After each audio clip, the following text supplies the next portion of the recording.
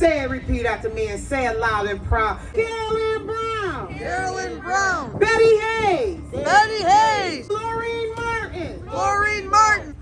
She came in January, and she picked a facility sight unseen. Just in the hospital, they told her she needed to go somewhere.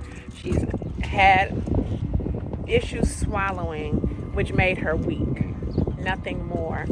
Oh, Imperial, we come to tear your kingdom down. Yeah. Oh, you've been building your kingdom all over this land. Imperial, we come to tear your kingdom down. That's right. Today we are here for the abuse that happens to our seniors and those who are defenseless against nursing home and elder abuse. This is an issue that is plaguing America at large. But right now, right here in America, we are at Imperial.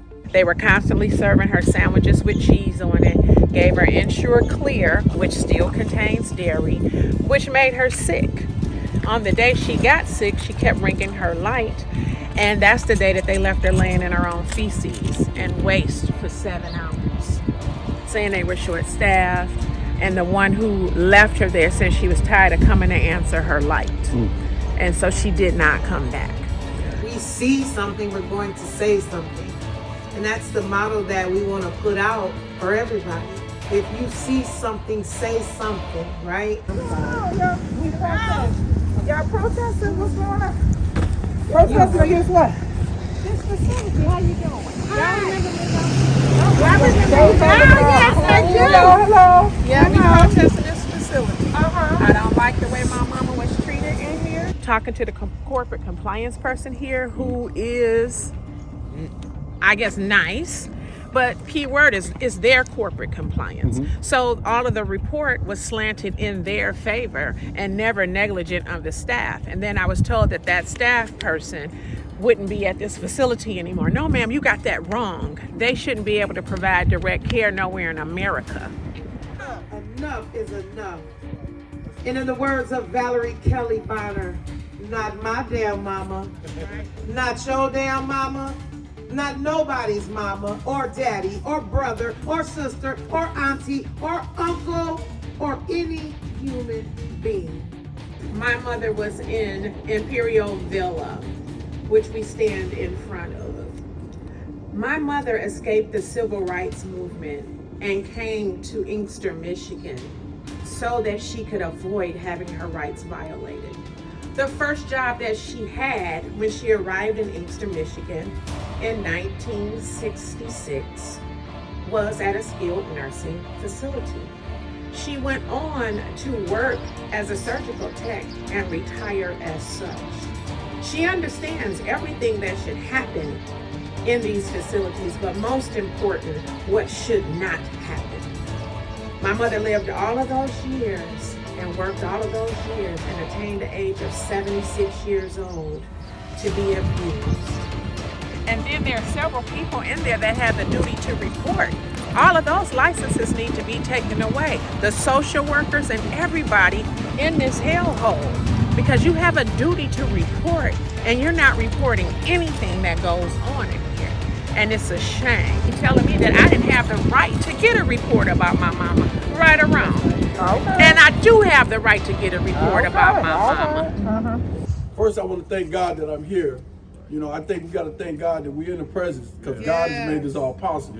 Sometimes we forget that, you know, and you're right. nursing home abuse is serious. These people are understaffed. They hire anybody. Everybody should not be a care provider. I know everybody needs a job, but at the same time, a measure of empathy. A measure of empathy. Our friend, she just recently moved 2 rooms. One, I went in there and she's freezing to death. Come to find out, there's no heat in that room. Then the second one, she was calling me, who I lived, half the state away, because her nurses weren't answering the phone because she couldn't go to the bathroom. Come to find out, The nurse's button in her room didn't work. So she's been in the 3rd room so far. Well, they had, my mother had an attorney the very first day she went there.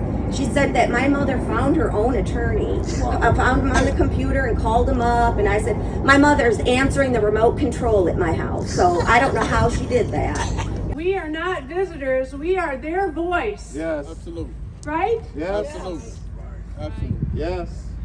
We have to stand strong for our loved ones in long-term care facilities so they don't get abused. That's right. So that they don't die behind windows because they're keeping us out while they're letting staff in who have COVID. Not happening, not on our watch. It's because they know that if you really care and you don't want to get banned, that you have to take that. But that's why we out here today. Yeah, they had their 2 minutes of fame and now they getting their 1 hour of shame. Not my damn mama. The woman was interrogating my mama like she's the perpetrator. I said, stop for a minute. Do you have a degree in sexual abuse for senior citizens? No. I said, stop talking to my mama like that. I said, you're not going to make my mom see if she's the person who committed this offense.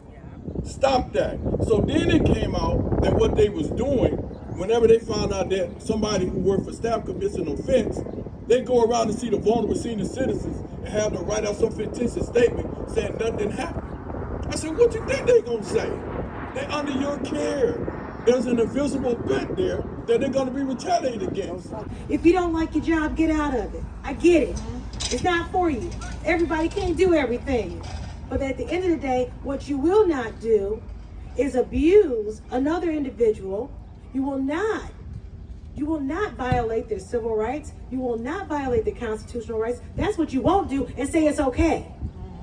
Because it's not okay. Our loved ones are suffering in these institutions, in these care centers. We must be a voice for those who are voiceless.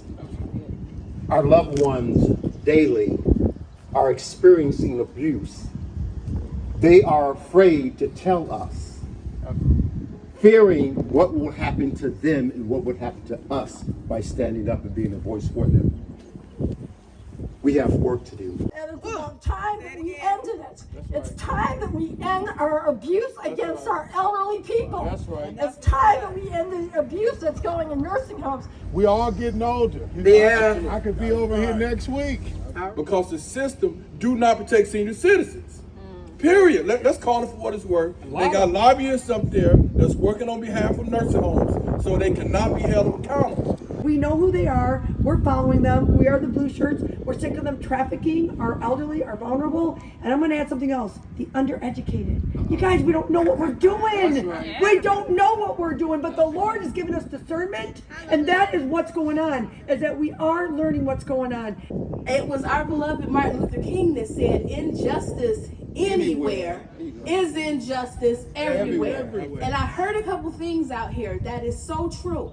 I heard my brother say it's about the we.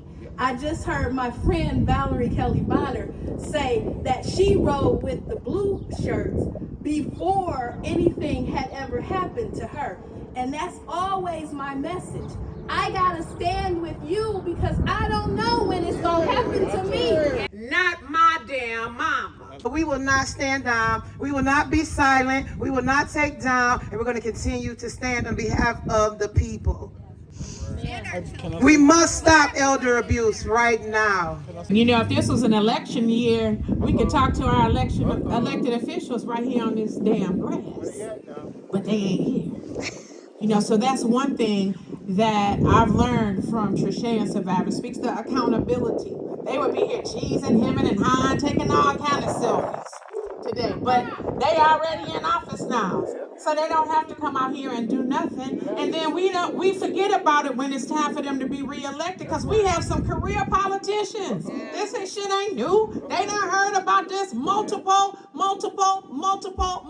times. And let me tell you something. When I was working with the blue shirts, when I was driving my car to Lansing, when I had them on my platform, I never thought it would be my damn mama next. I was doing it out of the kindness of my heart, and I only had empathy, but now I have experience. I have experience. But I just want to say, Satan, we come to tear your kingdom down.